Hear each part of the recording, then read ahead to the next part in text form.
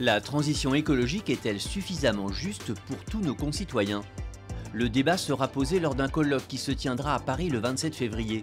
Parmi les experts qui apporteront des solutions, Dominique Bureau, le président du Conseil économique pour le développement durable, selon lequel la transition écologique ne peut pas progresser sans prise en compte du pouvoir d'achat des populations.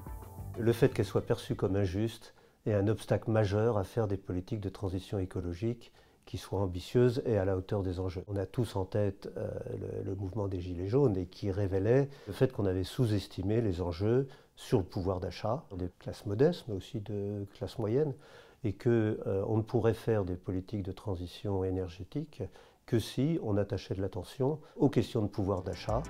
Sans solution juste et acceptable économiquement par les classes modestes et moyennes, on ne peut pas diminuer les émissions dans le domaine des transports.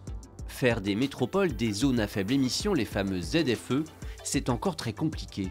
On a des captifs de la voiture individuelle qui sont des gens qui vont travailler avec des véhicules thermiques qui sont anciens et qui n'ont pas de solution alternative, ou la solution alternative ce serait de ne pas aller travailler, ce qui est évidemment totalement inacceptable. Ce qu'on voit, c'est que là où les ZFE peuvent se mettre en place, c'est parce que les gens font très attention à s'assurer que la mesure pourrait être juste, et je crois que c'est le cas de Grenoble qui a vraiment identifié les populations qui seraient concernées, pour voir celles pour qui, au fond, c'est juste un problème d'accélération, de changer de véhicule et que ça le fera, et puis de constater qu'il y a des populations pour lesquelles on n'avait aucune solution. Le cas typique, c'est les infirmières qui travaillent de nuit.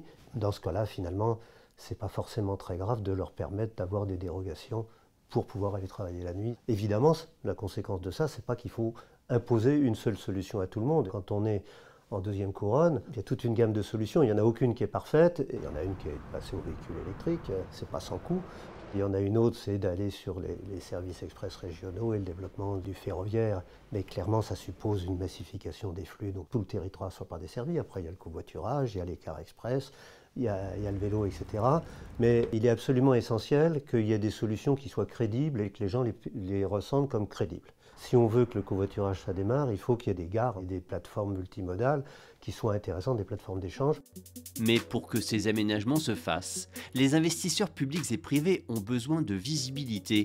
Sans incitation financière et sans un prix du carbone établi et visible dans la durée, il n'y aura pas d'investissement. Et pour qu'il y ait de l'investissement, il faut qu'il y ait des perspectives de retour sur investissement.